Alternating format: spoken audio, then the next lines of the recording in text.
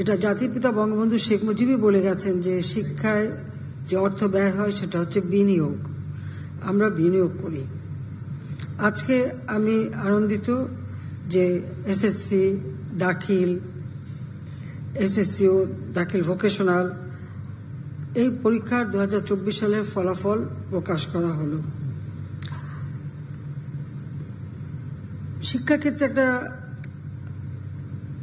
আমি মনে করি যে ডিসিপ্লিন ফ্রি আনা এবং শিক্ষার পরিবেশ তৈরি করা এবং ছাত্রছাত্রীদের শিক্ষার প্রতি আগ্রহ সৃষ্টি করা, এটাই সব থেকে বেশি গুরুত্বপূর্ণ। সেই সাথে সাথে অভিভাবক বৃন্দেরও তাদেরও একটা আকাঙ্ক্ষা থাকবে যে তাদের ছেলে মেয়ে পড়াশোনা করে মানুষের মতো মানুষ হবে।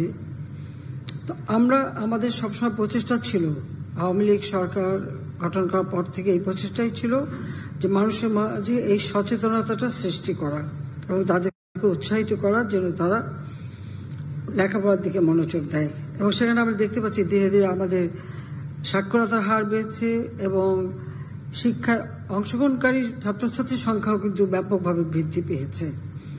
তারপর আমি বলবো যে যদি কেউ ছড়িয়ে ছিটে থাকে সেগুলো আমাদের দায়িত্ব তাদেরকে স্কুলে পাঠানো এবং পড়াশোনা করা।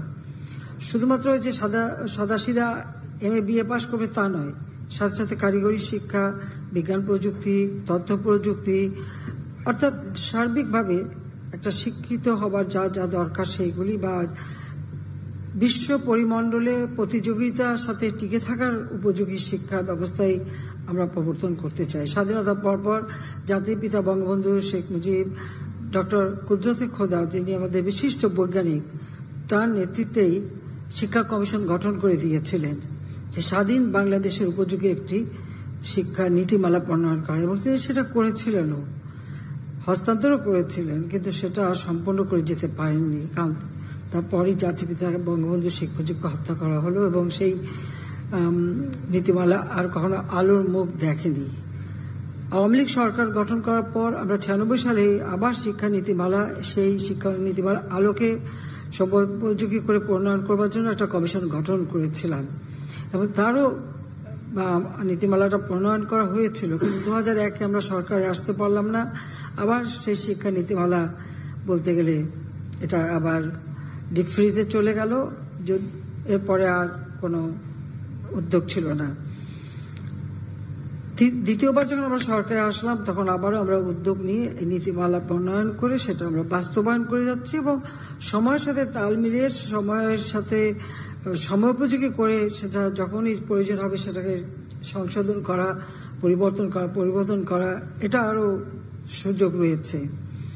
আজকে আমরা দেখতে পাচ্ছি 60 দিনের মধ্যে যে এই যে ফলাফল ঘোষণা, এমনও সময় আছে মাসের পর মাস পরে থেকেছে ছেলেমেয়েরা ফলাফলটাই পায়নি, কিন্তু আমরা একটা নিয়মের মধ্যে চলেছি। সেই সাথে সাথে এমনকি যখন COVID-19 অতিমারি, সমস্ত দেশে সমস্ত কার্যক্রম বন্ধ, সেই সময় অত্যন্ত কষ্ট করে আমাদের প্রত্যেকটা বোর্ড এবং আমাদের শিক্ষা মন্ত্রণালয় তখন কাজ করেছেন এবং প্রত্যেকটা শিক্ষা প্রতিষ্ঠান কাজ করেছে এবং আমরা কিন্তু ফলাফলটা দিতে পেরেছি সময় মতো।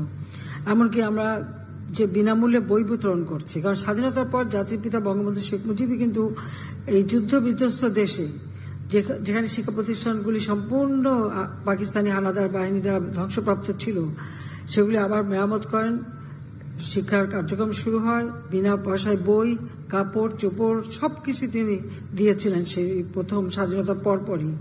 যদিও শূন্য হাতে যাত্রা শুরু করেছিলেন, কিন্তু তিনি কিন্তু তখন থেকেই শিক্ষাকে গুরুত্ব দেন এবং প্রাথমিক শিক্ষা সমস্ত প্রাথমিক বিদ্যালয়গুলিকে জাতীয়করণ করেন, শিক্ষকদের জাতীয়করণ করে শিক্ষকদের সরকারি চাকরি মর্যাদা দিয়েছিলেন।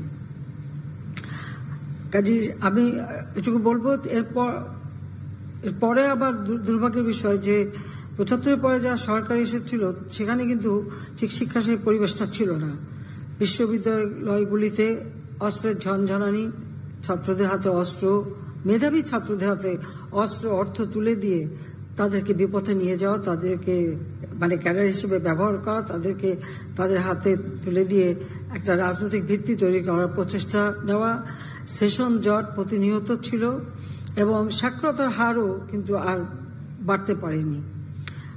আমরা 96 সালে যখন সরকারে আসি তখন সাক্ষরতার হার পেয়েছিলাম মাত্র 45 আমরা উদ্যোগ নিই এবং নিরক্ষরতা মুক্ত বাংলাদেশ গড়ে তুলব এই প্রকল্প নিয়ে প্রতিটি জেলাভিত্তিক সাক্ষরতার হার বাড়ানো, এমনকি বয়স্ক শিক্ষার ব্যবস্থা আমরা করেছিলাম। ফলে আমরা 65.5 আমাদের সাক্ষরতার হার উন্নীত করতে সক্ষম হয়েছিলাম। দুর্ভাগ্যের বিষয় যে আমরা এই প্রকল্পটা বিএনপি যখন ক্ষমতা আসলো 2001 এটা বন্ধ করে দিল এবং এরপর 2009 যখন আমি সরকার গঠন করি তখন আমি দেখি যে আবার আমাদের সাক্ষরতার হার কমে সেই 44 নেমে এসেছে। পুনরায় আমাদের উদ্যোগ আমরা নিয়েছি। আজকে আমাদের 76 মতো আমাদের সাক্ষরতার হার বেড়ে গেছে। এটা আমি মনে করি মাত্র এই 15 বছরের মধ্যে এটা একটা বিরাট অর্জন। সেই সাথে সাথে আমাদের শিক্ষার্থীর সংখ্যাও বেড়েছে, এমনকি বিশেষ করে আমাদের নারী শিক্ষার ক্ষেত্রে মেয়েরা আসলে একটা সময় ছিল স্কুলে যেতেই পারতো না, যেতও না, বা বাবা মাও দিত না, একটা সময় এরকমও ছিল অবস্থা, সে পরিবেশটাও ছিল না। এখন কিন্তু সেটা নেই। আমাদের প্রাথমিক বিদ্যালয়ে আমরা দেখছিলাম মাত্র 54% ছাত্রীরা যেত, আজকে 98% ছাত্রীরা যায়। আর এখানে ফলাফল দেখে যে জিনিসটা আমি দেখলাম, আমি হিসাব করছিলাম যে প্রত্যেকটা বোর্ডে কোথায় আমাদের শিক্ষার্থী বা পরীক্ষার্থীর সংখ্যা কত। মাত্র 2টো জায়গায় দেখলাম ছাত্রের, 3টা বোর্ডে বোধহয় ছাত্রের সংখ্যা একটু বেশি, অন্যগুলিতে মানে প্রায় সমান সমান, আর অধিকাংশগুলিতেই দেখা যাচ্ছে যে ছাত্রীদের সংখ্যা বেশি। তো এটা একদিকে খুশির খবর, আমি বলবো এটা একদিকে খুশির খবর, কারণ নারী শিক্ষার উপর আমরা বেশি গুরুত্ব দিয়েছি। আর জাতির পিতা বঙ্গবন্ধু শেখ মুজিব কিন্তু স্বাধীনতার পর তিনি নারী শিক্ষা এসএসসি পর্যন্ত সম্পূর্ণ অবৈতনিক করে দিয়েছিলেন। প্রাথমিক বিদ্যালয়, প্রাথমিক শিক্ষা সম্পূর্ণ অবৈতনিক করে দিয়েছিলেন এবং নারী শিক্ষার উদ্যোগ সেটাকে আমরা অন্তত এসএসসি পর্যন্ত এখন অবৈতনিক আছে, সেটা আমরা করতে পেরেছি। এবারে আমরা দেখতে পাচ্ছি আমাদের 11টি শিক্ষা বোর্ড, মোট পরীক্ষার্থী 20,38,150 জন, ছাত্র সংখ্যা 9,99,364 জন, ছাত্রী সংখ্যা 10,38,786 জন। কারণটা আমাদের খুঁজে বের করতে হবে। আমার কথা হচ্ছে কেন ছাত্ররা কম।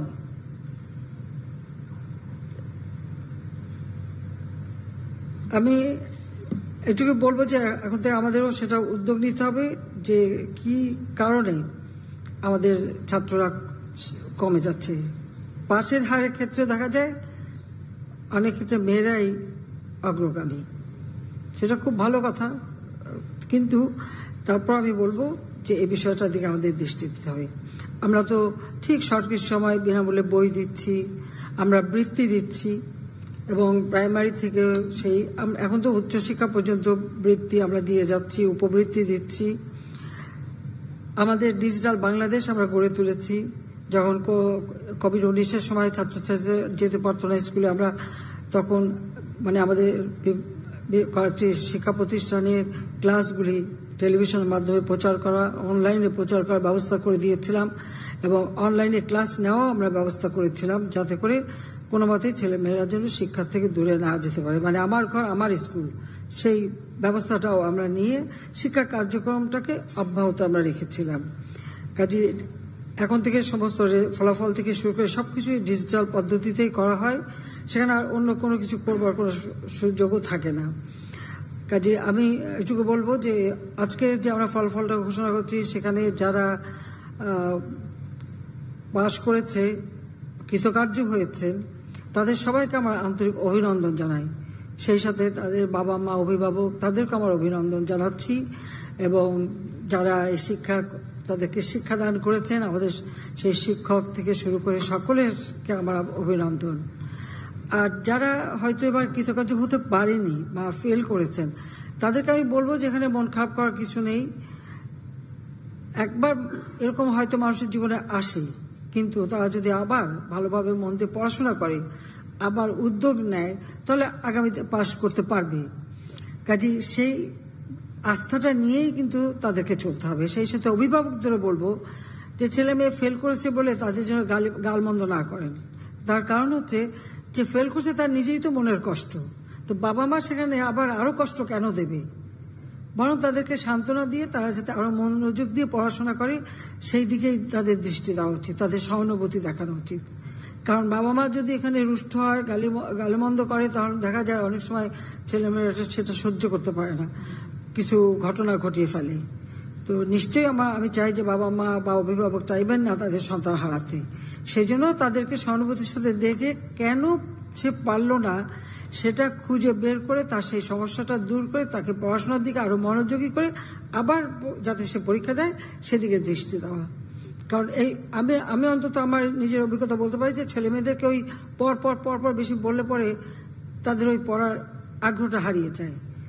কিন্তু পরিবেশটা তৈরি করে যদি সাথে নিয়ে বসা যায় তাহলে তাদের পড়ার দিকে এমনি আগ্রহ থাকে এবং তারা ভালো পড়াশোনা করে। আর আজকালকার ছেলে মেয়ে, এটা তো ডিজিটাল যুগের ছেলে মেয়ে, এমনি তাদের মেধা অনেক বেশি, কাজে সেই মেধা বিকাশের সুযোগটা দিতে হবে।